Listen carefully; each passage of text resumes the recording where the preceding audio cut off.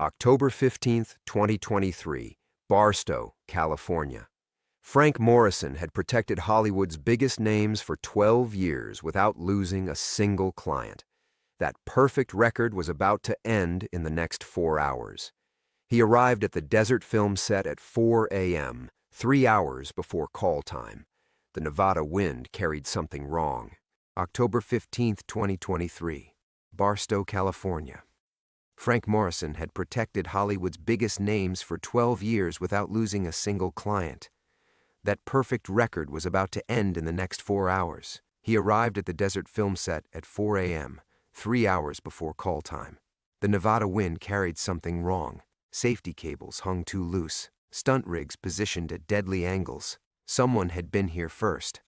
Frank found the first body at 4:17 a.m., a grip, throat slashed, hidden behind the craft services trailer. The killer was still here, still hunting. And Frank realized the 5 aging action heroes he was hired to protect weren't just making a comeback film. They were walking into an execution disguised as accidents. What Frank discovered in those pre-dawn hours rewrote everything he thought he knew about Hollywood, about trust, about the accident that ended his stunt career 15 years ago. Before we jump back in, tell us where you're tuning in from, and if this story touches you, make sure you're subscribed because tomorrow I've saved something extra special for you. The hook. Frank's hands didn't shake anymore when he found bodies. 12 years of private security work had carved that reflex out of him, along with most other human reactions that didn't serve survival. He crouched beside the grip's corpse, noting the precision of the cut, left to right, single stroke, professional depth. The blood hadn't fully congealed. 20 minutes, maybe 30. The killer knew Frank's schedule.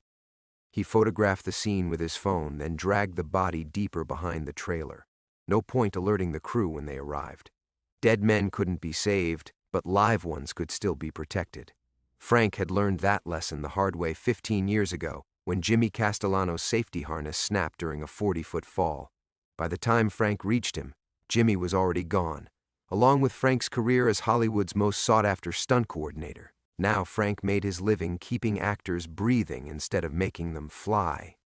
The expendable heroes set sprawled across 12 acres of Nevada desert, masquerading as a Middle Eastern compound. 5 trailers formed a semicircle around the main filming area, one for each of the aging action stars Frank had been hired to babysit. Marcus Kane, 61, whose knees barely held him upright anymore. Tony Ricci, 59, 3 heart attacks and counting. Miguel Santos, 64, more metal in his spine than bone. Danny the Hammer Kowalski, 55, functioning alcoholic with hands that trembled until he held a gun. And Jack Morrison, no relation despite the name, 67 years old and too stubborn to admit his reflexes had slowed to mortal speeds. Hollywood's has-beens, desperate enough for one last payday to film in the middle of nowhere with a crew Frank didn't recognize, and a director whose last 3 films went straight to streaming. The wind shifted, bringing the scent of diesel fuel and something else, something chemical. Frank followed his nose toward the stunt rigging area where tomorrow's big action sequence would unfold. The script called for an explosion that would launch all 5 actors through breakaway windows onto crash pads 30 feet below. Standard stuff, except nothing about this setup was standard. Primary safety cables showed microscopic fraying, invisible unless you knew where to look. Frank had installed similar rigging 1,000 times before the accident, before Jimmy. These cables would hold for the first 2 actors, maybe 3, before the stress fractures caused total failure. To anyone investigating afterward, it would look like equipment failure. Old cables, desert heat, unfortunate timing. Frank pulled out his multi-tool and began documenting every flaw. 17 points of sabotage across 6 different safety systems. Someone had spent hours here, methodically weakening every backup and failsafe. This wasn't random violence, it was surgery. His phone buzzed. Text message from an unknown number, "You're early, Thunder." Nobody had called him Thunder in 15 years. That nickname died with Jimmy, buried under lawsuits and whiskey and the kind of guilt that rewrote DNA. Frank's fingers found the scar on his left palm where Jimmy's blood had mixed with his own that day, both of them reaching for a harness that had been cut with the same precision as the grip's throat. Another text, "Some accidents take 15 years to finish." Frank's ordinary world shattered like breakaway glass. He was running before conscious thought kicked in, muscle memory navigating him through the trailer maze toward his truck. Someone had known he'd be here early. Someone had known his real name, his history, his connection to an accident the industry had forgotten. Someone had been watching him long enough to orchestrate this entire production around his presence. The desert stretched endlessly in every direction, offering no cover, no backup, nowhere to run. Frank's truck sat exactly where he'd parked it, keys still in his pocket, but he didn't trust anything anymore. He circled the vehicle twice, checking for bombs, tracking devices, anything that felt wrong. The underbelly was clean, engine compartment clear, but when he opened the driver's door, a manila envelope waited on his seat. Inside, 5 photographs.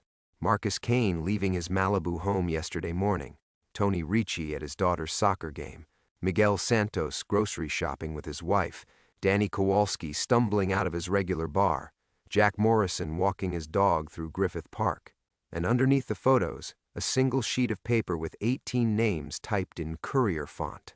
13 were crossed out in red ink. Jimmy Castellano's name topped the list. The grip Frank had found behind the trailer was number 14. The 5 actors he was hired to protect were numbers 15 through 19. Frank Morrison's name was number 20. At the bottom, in handwriting Frank recognized but couldn't place, the Thunder Falls stunt was just practice. Now comes the real show. The sun crested the eastern mountains, painting the desert gold and crimson. In 3 hours, cast and crew would arrive for what they believed was the first day of filming. Frank had that long to figure out who wanted them all dead, and why someone thought a 15-year-old accident was worth finishing with mass murder. The ordinary world was gone. Only the hunt remained. Introduction. Frank stared at his own name on the list until the letters blurred together. Number 20. The final act in someone's 15-year symphony of revenge. His hands, still steady despite everything, folded the paper along its original creases and slipped it back into the envelope. Muscle memory from a lifetime of handling evidence, back when he still believed the system worked and justice meant something more than survival. The photographs scattered across his passenger seat like tarot cards predicting death. Marcus Kane's smile as he locked his front door. Tony Ricci cheering from soccer sidelines, his daughter's ponytail caught mid-bounce. Miguel Santos reaching for his wife's hand in a grocery store parking lot. Danny Kowalski's glazed eyes reflecting neon bar signs. Jack Morrison laughing as his golden retriever tangled its leash around a park bench. Ordinary moments. Last moments. If Frank couldn't find the puppet master pulling these strings. He thought about calling the police, but what would he tell them? That someone had sabotaged movie equipment that hadn't been used yet? That a grip was dead behind trailer 4, but Frank had moved the body? That his gut told him 5 Hollywood actors were about to die because of something that happened when most of the responding officers were still in middle school? The desert wind picked up, rattling sand against his windshield like skeletal fingers tapping out Morse code warnings. Frank had always hated the sound. It reminded him of the noise Jimmy's safety harness made that day. Metal clicking against metal in the seconds before the snap that changed everything. Thunder Falls. The stunt that ended his career and began his exile. He could still see Jimmy's face in those final moments, confusion replacing cocky confidence as the equipment failed and gravity took over. 23 years old, married 6 months, baby on the way. Frank had recruited him personally, seen something special in the kid's fearless approach to impossible stunts. Fearless and trusting. Jimmy never questioned Frank's rigging, never double-checked the safety protocols. Why would he? Thunder Morrison was legend, the stunt coordinator who'd never lost a performer, who could make actors fly like superheroes and land like feathers. Until he couldn't. The investigation ruled it equipment failure. Metal fatigue in a cable that should have held 10 times Jimmy's weight. But Frank knew better. He'd inspected every inch of that rigging the night before. Someone had tampered with it between his final check and Jimmy's final flight. Someone who knew exactly where to cut, how deep to score the metal, which backup systems to compromise. Someone with access and expertise and patience enough to wait 15 years before finishing the job. Frank pulled out his phone and scrolled through his contacts. Sarah Morrison, no relation to Jack, just unfortunate coincidence, appeared third on his list. His ex-wife's number, unchanged in the 12 years since their divorce. He'd been calling her monthly since the separation, always on the same day, always with the same excuse about checking on their daughter, Emma. Sarah always answered on the second ring, always sounded surprised to hear from him, always asked why he couldn't just text like a normal person. But Emma wasn't 8 years old anymore. She was 26 now, married, living in Portland with a husband who taught elementary school and thought Frank's former career was problematic glorification of toxic masculinity. Emma called on Christmas and Father's Day, duty conversations that lasted exactly 15 minutes, and left Frank feeling more isolated than the silence. Still, she was his vulnerability, the thing he'd die to protect, even if she'd rather he didn't exist. His finger hovered over Sarah's contact. What would he say? That he might not make it home from this job? That someone wanted him dead and he didn't know why? That he'd spent 15 years running from Jimmy's ghost only to discover the ghost was hunting back? The sun climbed higher, shortening shadows and revealing details the darkness had hidden. Frank noticed tire tracks in the sand leading away from the trailers, fresh treads, probably made within the last hour. Someone had been here while he'd examined the sabotage, watching him discover each carefully planted clue. Someone who wanted him to know this was personal. He thought about Emma's wedding 2 years ago. Frank had sat in the back row, uninvited but tolerated, watching his daughter promise her life to someone who'd never broken a bone or wondered if tomorrow's stunt might be his last. Safe love, predictable love, everything Frank had never been able to offer. The bride was beautiful, the groom was adequate, and Frank was a stranger in an expensive suit, holding champagne he couldn't taste and listening to toasts about futures he wouldn't share. Emma had spotted him during the reception, walked over with her dress trailing and her smile brittle. "Thanks for coming, Dad. Wouldn't miss it, sweetheart. You look tired. Long drive. You could have stayed for the weekend. Mom wouldn't have minded." But Frank had already been reaching for his keys, already calculating the drive back to Los Angeles and the empty apartment that waited like a cell he'd decorated himself. Because staying would have meant pretending he belonged in their world of elementary school schedules and mortgage payments, and sleeping through entire nights without checking locks twice. The desert stretched endlessly around him now, offering the same isolation he'd chosen then. Only this time the emptiness might be permanent. His phone rang. Frank stared at the unknown number on his display, the same prefix that had delivered the thunder text. 3 rings, 4. On the 5th, he answered without speaking. "Hello, Thunder." The voice hit him like a physical blow, familiar as his own heartbeat, weathered by decades but unmistakable. Vic Castellano, Jimmy's father, the man who'd taught Frank everything he knew about rigging, about safety, about treating every stunt like someone's son was flying through the air. The man who'd stood over Jimmy's grave and told Frank he never wanted to see his face again. "You're supposed to be dead." Frank's voice came out steady, professional. Inside, his world was collapsing. "Disappointed?"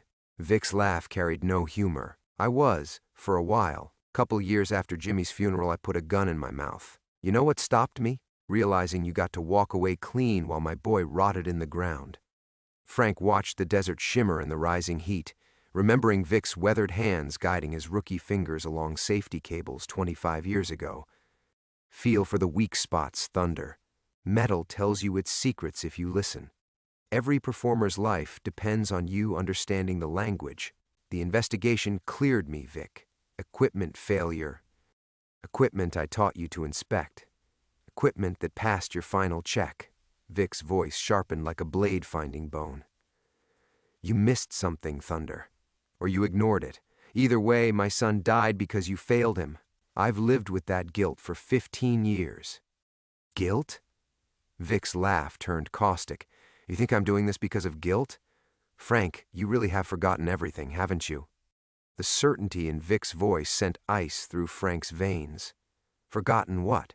The accident was seared into his memory, every detail preserved in perfect torturous clarity. Jimmy's face, the snap of cables, the sound of impact. Frank had replayed it 10,000 times, searching for the moment he could have saved his protégé. The Thunder Falls stunt wasn't random, Frank. You picked that location. You designed the rigging. You insisted on that specific setup despite 3 different safety consultants telling you it was too dangerous. Vic's words came faster now, 15 years of rage compressed into each syllable. You overrode every objection because you were Frank Morrison, and Frank Morrison never lost a performer. Frank felt his memory shifting, fragments of conversations surfacing from depths he'd thought were empty, arguments with safety coordinators, compromises he'd made to achieve the director's vision, risks he'd calculated and accepted because the stunt would be spectacular, career-defining, legendary. I was following the script. You wrote half that script. Vic's shout echoed across the desert. You and that director, planning stunts that would make careers and win awards. My boy was just meat for your grinder thunder, expendable talent for your expendable heroes. The manila envelope crinkled in Frank's grip. 5 actors, 19 names, all performers who'd worked with him during his peak years, when studios gave him blank checks and directors gave him creative control. When Frank Morrison's name on a project guaranteed box office gold and award season buzz. You picked them all, Frank. Every name on that list worked for you, trusted you, followed your rigging into situations that should have killed them years ago. Vic's breathing was labored now, age and emotion straining his voice. 17 people died in stunts you coordinated. The industry covered it up, called them accidents, paid settlements and moved on. But I kept track. Frank's phone nearly slipped from his fingers. 17 deaths. He remembered 3, maybe 4 incidents over his 15-year career. Normal industry losses, acceptable risk in a dangerous profession. But 17? The concussions really helped, didn't they? Vic continued, almost conversational now. All those crashes and explosions scrambling your brains until you could only remember the version that let you sleep at night. You forgot the fights with safety coordinators. Forgot the warnings you ignored. Forgot the corners you cut to make each stunt bigger than the last. Memory fragments cascaded through Frank's consciousness like falling glass. A stunt woman's screams during a car crash sequence. Blood on concrete after a building fall went wrong. Faces of young performers who'd trusted his expertise right into early graves. His own voice, over and over, promising producers that bigger risks meant bigger profits. Jimmy wasn't your first victim, Frank. He was just the one that finally got you noticed. The industry couldn't cover up a celebrity protege's death, so they retired you quietly. Let you disappear into private security with your selective amnesia intact. The desert sun felt cold against Frank's skin. Somewhere in his damaged memory, Vic was right. The man Frank had been, the man who'd built a legendary career on other people's blood, was someone he'd deliberately forgotten. Someone he'd buried so deep that even his guilt had calcified around a comfortable fiction. Now you remember, Vic whispered. Now you get to live with the truth before you join them. The line went dead. Frank stared at his phone until the screen went black, seeing his reflection distorted in the dark glass. A stranger's face looked back at him, older, weathered, carrying 15 years of false redemption. He couldn't go back to his ordinary world of protecting celebrities and pretending his hands were clean. That world was built on lies his broken brain had constructed to survive the truth. The real Frank Morrison was a killer who'd forgotten his own crimes, and now his victims were calling in the debt. Frank's legs gave out. He found himself sitting in the sand beside his truck, the envelope spilling photographs across the ground like accusations. The desert wind scattered them, Marcus Kane's smile tumbling toward a sagebrush, Tony Ricci's daughter's ponytail catching on a tire spoke. Fenton people. The number echoed in his skull where memories should have been, filling spaces his brain had apparently hollowed out for survival. He pressed his palms against his temples, trying to force the fragments together, but they slipped away like sand through his fingers. His phone buzzed. Text message, first crew call moved to 9 a.m. Weather concerns. Production. Frank checked his watch. 7:15, less than 2 hours before the slaughter began. He should run. Disappear into the desert like the coward Vic believed him to be. Let the actors face whatever was coming without dragging them into his past. Maybe that was the merciful choice. But Jimmy's face wouldn't leave him alone. 23 years old, trusting, calling him Mr. Morrison even after Frank told him to drop the formality. You really think I can handle the big stunts? The ones that make careers? Frank's hands shook as he gathered the scattered photographs. When had they started shaking? He'd noticed it 3 months ago during a routine protection detail. holding coffee that trembled in the cup like his nerves were coming apart. Dr. Martinez had called it delayed trauma response and prescribed medication Frank never took. Maybe the tremors weren't new damage. Maybe they were old guilt, finally breaking through 15 years of chemical suppression. He climbed back into his truck and started the engine, muscle memory guiding him toward the main road. He'd call the production company, report a gas leak or structural damage, anything to cancel filming. Fly back to Los Angeles and disappear into private security work that didn't require remembering who he used to be. The truck stopped moving. Frank realized he'd pulled over without deciding to, his foot finding the brake while his conscious mind planned escape routes.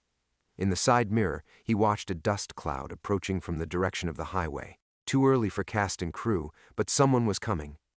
The vehicle that emerged from the haze was a battered Honda Civic, primer gray and running on hope.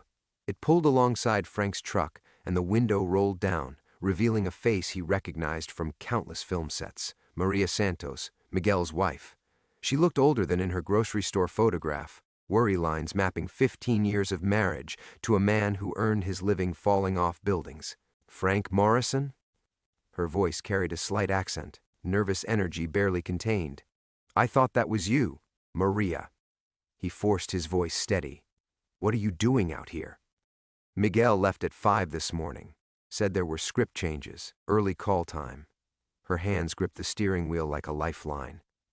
But when I called the production office, they said filming doesn't start until tomorrow. They didn't know anything about early calls.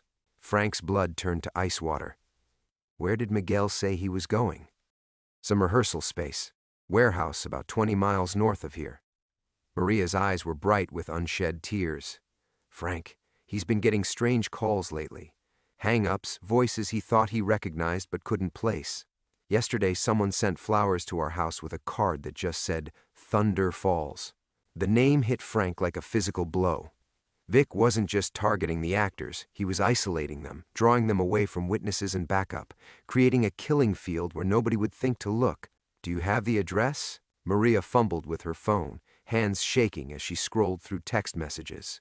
Frank recognized the tremor, the same frequency as his own, the vibration of prey sensing predators in the shadows. Here. She held up the screen. Miguel said it was some kind of safety meeting. New industry protocols after that accident in Toronto last month.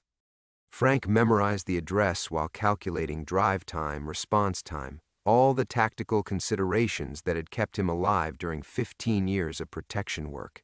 But underneath the professional assessment, guilt ate at him like acid. Miguel Santos was walking into a trap because Frank had forgotten creating the circumstances that made it possible.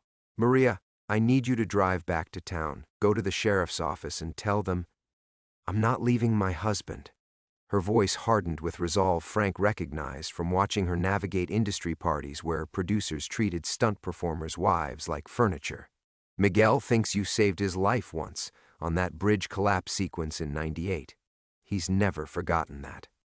Another fragment surfaced, Miguel hanging from a bridge cable over the Kern River, Frank rappelling down to pull him to safety after a stunt went wrong. But now Frank wondered, had he saved Miguel's life or just delayed his death? How many of those 17 victims had he rescued before ultimately killing? Then we go together, Frank said, though every instinct screamed at him to run. But Maria, whatever we find up there, it's going to be bad. And it's going to be my fault. She nodded like she'd been expecting those words for 20 years. Like all the wives had been waiting for Frank Morrison's chickens to come home to roost. The dust clouds were coming closer now. More vehicles on the horizon, more lives driving toward a reckoning Frank couldn't remember earning but apparently deserved. Frank followed Maria's Honda north across the hardpan, watching her taillights blur through dust and heat shimmer. 20 miles felt like crossing into another country, one where his crimes had jurisdiction and his victims held court. The warehouse address led them deeper into the kind of Nevada emptiness that swallowed screams and buried secrets under alkaline soil. His radio crackled. Frank, you copy? The voice belonged to Danny Kovac, his occasional partner on high-profile protection details. Frank had forgotten calling him during the pre-dawn panic, muscle memory reaching for backup when his world started collapsing. I'm here, Danny. Just passed through town. Sheriff's Department says they've had 3 missing person reports since yesterday, all entertainment industry types. You know anything about that? Frank's throat constricted. 3 actors, already taken. Where are you now? Following GPS to some warehouse coordinates you texted. Frank, this place doesn't exist on any map newer than 1987. What kind of job are you running? The kind where I'm the target, Frank thought. Where everyone around me becomes collateral damage for crimes I can't remember committing. Turn around, Danny. Go home. Like hell. I've known you 12 years, Morrison. You don't spook easy. Whatever's got you rattled is big enough to share. Static filled the channel, then Danny's voice returned, strained. Jesus Christ, Frank. There's a car out here. Doors open, engine running, nobody inside. Looks like someone left in a hurry. Frank pressed the accelerator harder, his truck closing distance on Maria's Civic. Danny, get out of there. Now! Hold on, there's something else. Looks like film equipment. Cameras, rigging gear, professional stuff, but it's all wrong. Set up for recording, not safety. Like someone's planning to film. Danny's transmission cut to static. Danny? Danny, respond. Silence. Maria's brake lights flared ahead. Frank pulled alongside her Honda and saw her face through the passenger window, pale, terrified, pointing north toward a structure materializing through the heat haze. The warehouse squatted against the horizon like a tumor, its corrugated walls reflecting sunlight in painful flashes. Frank's phone buzzed. Text from unknown number. Remember the Thunder Falls setup? Same principles apply. You always did understand dramatic staging. The message triggered something deeper than memory. Muscle knowledge, the phantom ache of old skills. His hands remembered rigging calculations, stress loads, the precise mathematics of making human beings fly and fall on command. For 15 years, he'd been Frank Morrison the Protector. But underneath, dormant expertise waited, Frank Morrison the Killer, who'd perfected death and called it art. Another text, Danny Kovac, 47, married father of 2. Never worked your sets, so technically innocent. But he chose the wrong friend. Frank's hands seized the steering wheel hard enough to leave impressions. Danny had saved his life in Caracas 3 years ago, taking a bullet meant for Frank during a kidnapping attempt. Good man. Clean record. The kind of decent human being who'd walk into hell to help a friend, even a friend who'd forgotten deserving damnation. The warehouse grew larger as they approached, revealing details that made Frank's gorge rise.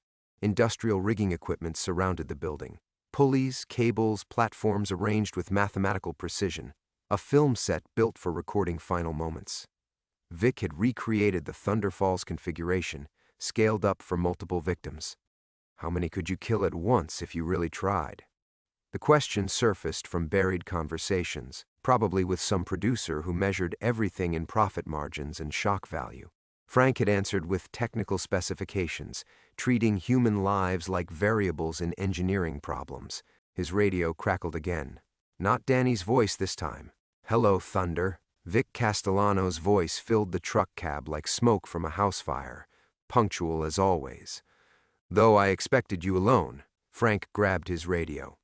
Let Danny go, Vic. He's got nothing to do with this. Neither did Jimmy. Neither did the 17 others. Didn't stop you from feeding them to your machinery.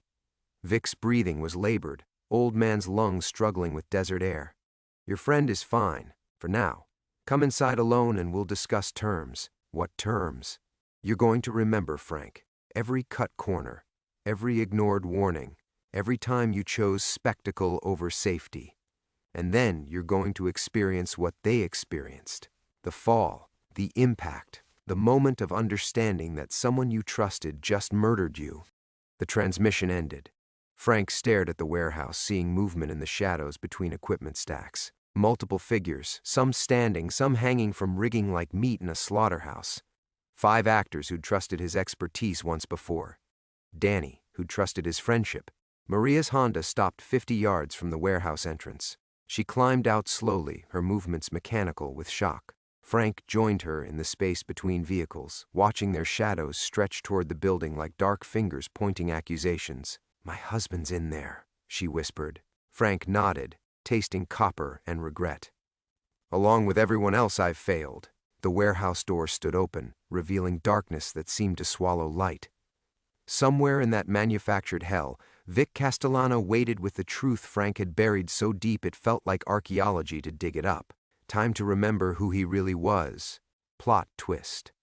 Frank crossed the threshold into artificial twilight, Maria's footsteps echoing behind him despite his protests. Inside, the warehouse stretched like a cathedral of condemnation, rigging systems climbing toward shadows, cameras positioned at angles that would capture agony in high definition. The familiar smell of cable lubricant and metal stress brought muscle memories flooding back, his hands calculating load distributions, his voice calling action, while performers launched themselves toward carefully orchestrated destruction. Welcome home, Thunder. Vic Castellano emerged from behind a stack of counterweights, older than Frank remembered but carrying himself with the deliberate precision of a man executing a 15-year plan.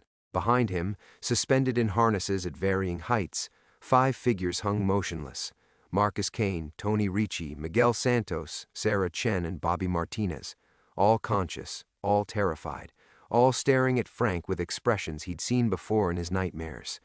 Danny sat zip-tied to a chair near the rigging controls, blood trickling from his scalp but alert. His eyes found Frank's across the warehouse space, conveying messages only 12 years of partnership could communicate. 3 exits, armed guards, electronic controls. You always were a showman, Frank said, buying time while cataloging equipment. All this effort for what? Revenge? Justice. Vic moved to a control panel that looked like something from Frank's glory days. Manual overrides, redundant safety systems, theatrical precision. Do you remember this particular setup, Frank? You designed it for the Thunder Falls climax, called it your masterpiece. Frank studied the rigging, professional assessment cutting through emotional static, multi-point suspension system, sequential release mechanisms, designed to drop performers in choreographed sequence, each fall triggering the next. It would have been spectacular on film, a cascading ballet of controlled destruction. I remember the movie flopping, Frank said. Vic's laugh was bitter, hollow, because the insurance company pulled funding after Jimmy died during testing. $17 million down the drain because you couldn't be bothered with proper safety protocols. Another fragment surfaced, screaming matches with studio executives, Frank defending his vision while accountants calculated acceptable losses. He'd fought for that sequence like it was art instead of mathematics designed around human fragility. But here's what you never knew, Thunder. Vic's finger hovered over a red switch. Jimmy wasn't an accident, he was a warning. The words hit Frank like cold water. What? I sabotaged that first rig myself. Cut the cable housing just enough to fail under stress. Vic's voice carried 15 years of suppressed guilt. I thought if one of your golden boys got hurt, you'd finally listen to safety concerns. Scale back the risks. Stop treating performers like expendable props. Frank felt reality shifting beneath his feet. You killed Jimmy? I tried to save him. Vic's composure cracked, revealing the broken man underneath. 27 safety violations in that sequence alone. OSHA complaints filed and buried. 3 different stunt coordinators quit rather than implement your design, but you kept pushing, kept demanding bigger falls, longer cables, more spectacular failures. Maria stepped closer to Miguel's suspended form, her face wet with tears. You're both insane. You're talking about my husband like he's a prop in your psychotic reunion. Vic turned toward her, his expression softening momentarily. Mrs. Santos, your husband is a good man who made the mistake of trusting Frank Morrison. They all did. That's why they have to die, to prove that trusting Thunder gets you killed. Even if that's true, Frank said, even if I was everything you say, this isn't justice. This is a tantrum thrown by a man who can't live with his own choices. My choices? Vic's voice rose to a shout. I spent 30 years keeping performers alive on your sets. 30 years watching you push boundaries until someone died, then shrug it off as acceptable loss. Jimmy was supposed to be the wake-up call that saved everyone else. Frank saw the truth now, bitter and complete. Vic had been the angel on his shoulder, the voice of caution Frank had systematically ignored. Every safety protocol Vic had implemented, Frank had found ways around. Every warning Vic had issued, Frank had dismissed as cowardice masquerading as professionalism. "You want to know the real joke?" Vic continued, his finger still poised over the control switch. "After Jimmy died, you forgot everything. Concussion therapy, selective amnesia, whatever. But you became the man I always wanted you to be. Careful, protective, actually giving a damn about human life. The Frank Morrison who spent 15 years in private security is who you could have been all along." The warehouse fell silent except for the whisper of desert wind through gaps in the corrugated walls. Frank understood now that Vic's arrogance wasn't in believing Frank deserved to die. It was in believing Frank had ever been capable of change. "You're wrong about one thing," Frank said quietly. "I still don't give a damn about human life. I just got better at hiding it." Vic's finger twitched toward the switch, and Frank moved. Frank's dive carried him into Vic's midsection as the old man's finger grazed the control switch. They crashed into the rigging panel in a tangle of limbs in desperation, warning lights flashing as systems activated randomly. Above them, the suspended actors swayed sickeningly, as cables adjusted tension with mechanical precision. "Danny!" Frank shouted while grappling with Vic. "The manual releases!" His partner was already moving, chair and restraints forgotten as adrenaline overrode physics. 15 years of shared danger had taught them to communicate in crisis shorthand. Danny rolled toward the secondary control station, while Frank and Vic fought for dominance over the primary switches. Vic was stronger than his 70-year-old frame suggested, fueled by decades of buried rage. His elbow caught Frank's temple, sending stars across his vision. "You don't get to play hero now, Thunder. Not after what you did to Jimmy. Not after what you made me do." Frank twisted away from Vic's grip, blood streaming from his scalp. Around them, the warehouse filled with mechanical noise as Danny began manually disengaging the suspension systems one by one. But the process was agonizingly slow. Each release required a specific sequence of override codes that Danny had to guess. "Stop!" Vic lunged for a red emergency lever. "They all die together or nobody learns anything." Maria Santos appeared behind him like an avenging angel, swinging a steel cable clamp with 15 years of suppressed fury behind it. The impact sent Vic sprawling, his finger missing the emergency switch by inches. "That's for using my husband as bait," she spat, raising the clamp for another strike. Frank caught her wrist. "Save it. We need him conscious to reverse the sequences." Above them, Marcus Kane's harness released with a mechanical click. Danny had cracked the first override. The veteran actor dropped 3 feet before secondary cables arrested his fall, leaving him hanging at a manageable height. 4 more to go. Vic struggled to his knees, blood trickling from his scalp. "You think you're saving them?" Frank Morrison doesn't save people. He kills them with good intentions and selective memory. "Maybe," Frank admitted, helping Danny with the second release sequence. "But today isn't about who I was. It's about stopping you from becoming me." The words hit Vic like a physical blow. His face went white as understanding dawned. "I'm not. This isn't the same thing." "Isn't it?" Frank's voice carried 15 years of hard-earned wisdom.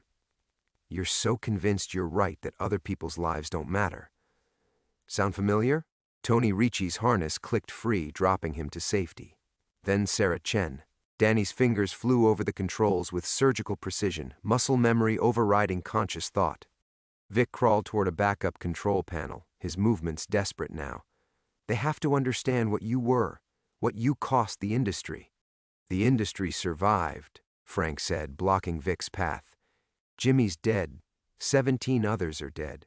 But the industry kept making movies, kept hiring stunt coordinators who actually followed safety protocols. You want to know the real truth? Jimmy's death probably saved more lives than it cost." The warehouse fell silent, except for the whisper of cables and the soft thud of Bobby Martinez dropping to safety. Only Miguel Santos remained suspended, 20 feet above concrete flooring that would kill him instantly if the primary supports failed. Danny was sweating now, his fingers trembling as he worked through the final override sequence. "Frank, this last one's different. Multiple redundancies. Fail-safes built on top of fail-safes." Vic laughed bitterly. "I designed that one myself. Thunderfall's special, the exact same configuration that killed Jimmy. Poetic justice." Frank studied the rigging above Miguel's suspended form, professional assessment cutting through emotional noise, triple-point harness system, primary cable, secondary backup, tertiary emergency line. But all three ran through a single master coupling, the same design flaw that had killed Jimmy 15 years ago. "You son of a bitch," Frank breathed. "You didn't sabotage that cable housing by accident. You knew exactly how it would fail." "I calculated acceptable risk," Vic said, echoing words Frank had used countless times. "Sometimes people die for the greater good." Maria Santos stepped between them, her face hard as Nevada stone.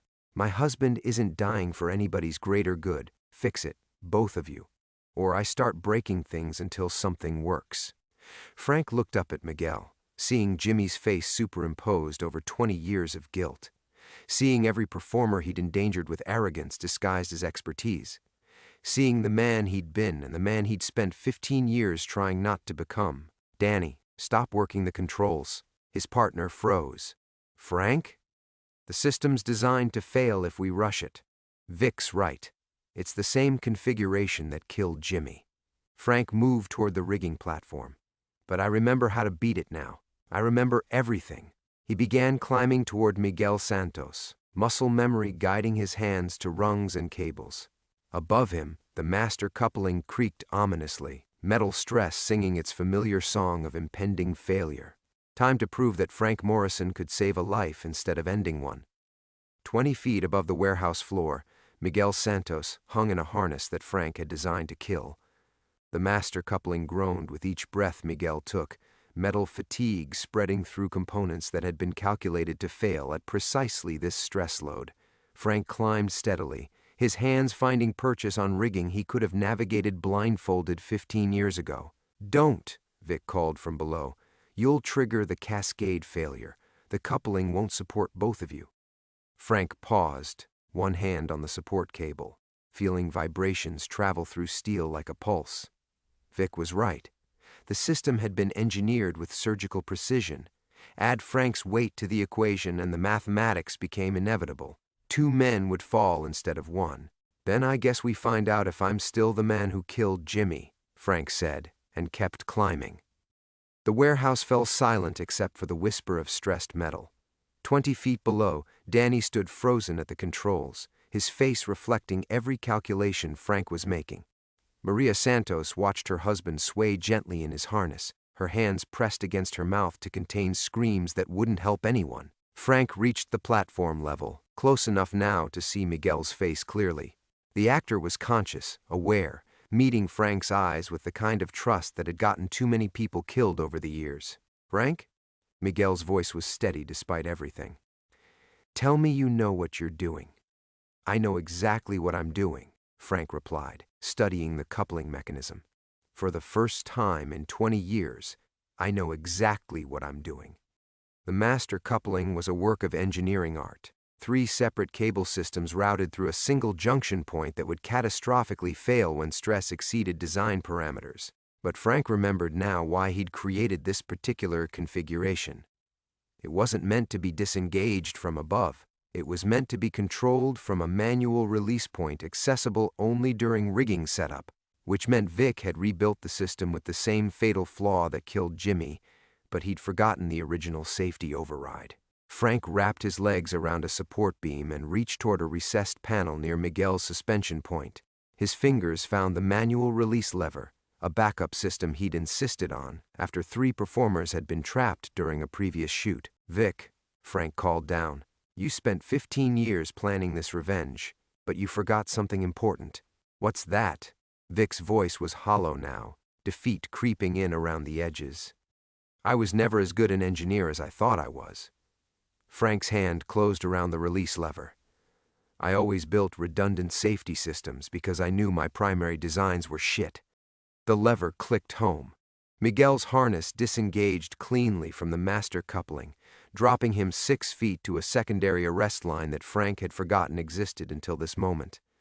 The actor swung gently at the end of the backup cable, suspended safely above the warehouse floor. Frank remained on the platform, looking down at Vic Castellano's stunned face. The old man had planned for everything except Frank Morrison's chronic inability to trust his own engineering. 15 years, Vic whispered. 15 years preparing for this moment. I know the feeling, Frank said, beginning his descent. I've been preparing to save a life instead of ending one for just as long. When Frank reached ground level, he found Vic sitting heavily on a stack of counterweights, looking every one of his 70 years. The fight had gone out of him completely, replaced by the kind of exhaustion that came from carrying rage too long. I killed Jimmy, Vic said quietly. I sabotaged that coupling to teach you a lesson, and I killed that boy. Frank studied his former mentor's face, seeing his own guilt reflected back after 15 years. Yeah, you did. And then you spent 15 years becoming the same man who designed the system that let you kill him. The same as you. Exactly the same as me. Frank offered Vic his hand. But here's what I learned that you didn't. Being sorry doesn't bring anyone back, but it can keep you from killing the next person. Vic stared at Frank's outstretched hand for a long moment. When he finally took it, his grip was that of a broken man accepting help rather than a mentor acknowledging a student. What happens now? Vic asked. Frank looked around the warehouse at 5 actors who were alive because he'd remembered how to be competent instead of spectacular. At Danny, who'd trusted him enough to help save lives instead of taking them. At Maria Santos, whose husband would go home tonight because Frank Morrison had finally proven he could build something that worked when it mattered most. Now we call the police, Frank said. And we both stop pretending we're anything other than 2 old men who forgot that other people's lives matter more than our guilt. Outside, desert wind sang through the warehouse walls, carrying the scent of sage and possibility. For the first time in 15 years, Frank Morrison felt like he might deserve to breathe it. The police arrived as the sun reached its zenith over the Nevada desert, their vehicles kicking up dust clouds that settled over the warehouse like a shroud. Frank watched from the loading dock as paramedics checked the actors for injuries, as detectives took statements from Danny and Maria Santos, as Vic Castellano was led away in handcuffs that seemed too heavy for his diminished frame. 15 years, Danny said, settling beside Frank on the concrete steps. All this time, you thought it was your fault. Frank lit a cigarette, his first in 5 years, and let the smoke mix with desert air. It was my fault. Still is. I designed the system that killed Jimmy. Vic just expedited the process and spent 15 years becoming everything he hated about you. The irony wasn't lost on Frank. His mentor had transformed himself into the same arrogant, life-endangering bastard Frank had been, convinced that his vision mattered more than human fragility. 2 old men circling the same drain, both drowning in guilt they'd never learned to process. Miguel Santos approached as the paramedics finished their examination. The actor moved carefully, favoring his left shoulder where the harness had bitten deep, but his eyes were clear. I wanted to thank you, Miguel said. Maria told me what happened, what you risked. Frank studied Miguel's face, seeing echoes of Jimmy Kellerman's trusting expression from 20 years ago. Young performers who believed that experience translated to wisdom, that Frank Morrison knew what he was doing simply because he'd survived longer than most. Don't thank me, Frank said. Thank lousy engineering and chronic paranoia. If I'd been better at my job back then, none of this would have happened. Maybe. But if you'd been different, you wouldn't have been here to save us today. Miguel walked away before Frank could respond, rejoining his wife near the ambulance. They held each other with the desperate tenderness of people who'd glimpsed mortality and chosen to celebrate its postponement. Detective Sarah Chen, no relation to the actress, emerged from the warehouse carrying evidence bags filled with cables and rigging components. Frank recognized her from previous jobs. She'd worked security cases in Vegas for 12 years, long enough to know the difference between malice and negligence. Strangest case I've worked, Chen said, settling her sunglasses against the afternoon glare. Usually, when someone wants revenge, they don't spend 15 years becoming the person they're taking revenge on. Frank thought about that as Chen drove away, her sedan disappearing into heat shimmer that made the desert look like water. Maybe that was the real tragedy. Not that Vic had tried to kill 5 actors, but that he'd destroyed himself first. Somewhere in those 15 years of planning, Vic Castellano had ceased to exist, replaced by a bitter reflection of Frank Morrison's worst impulses. The warehouse emptied gradually as statements were taken and evidence collected. Marcus Kane and the other actors departed in studio vehicles, their relief palpable as distance grew between them and the scene. Tony Ricci shook Frank's hand before leaving, his grip firm despite everything. "You ever want to work again," Ricci said, "call me. Real security, not this Hollywood bullshit." Frank almost smiled. After today, he doubted anyone would hire him for anything more dangerous than mall security. Word traveled fast in their industry, and being involved in a kidnapping plot, even as the hero, was the kind of publicity that ended careers. Danny finished giving his statement as afternoon shadows began to lengthen. He found Frank still sitting on the loading dock, smoking and watching dust devils dance across the desert floor. "So what now?" Danny asked. "Back to Vegas? Private security for casino high rollers?" "I don't know." Frank stubbed out his cigarette against concrete. "First time in 30 years I don't have a plan, don't have guilt driving every decision." It was true. The weight he'd carried since Jimmy's death had shifted, not disappeared but transformed into something bearable. Understanding Vic's role hadn't absolved Frank of responsibility, but it had shown him the difference between accountability and self-destruction. "You could teach," Danny suggested. "Safety protocols, rigging design. God knows the industry needs people who understand how things fail." Frank considered that possibility as they walked toward their rental car.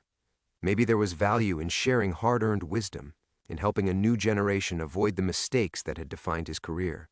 Maybe survival could be its own form of redemption. The drive back to Las Vegas took them through landscape that seemed softer somehow, less harsh than the unforgiving desert of Frank's memories. As they reached the city limits, neon signs flickering to life against dusk, Frank felt something he'd almost forgotten existed. Peace. Not happiness, that would take longer, but the quiet satisfaction of a job finished, a debt partially paid, a future that might contain something beyond mere survival.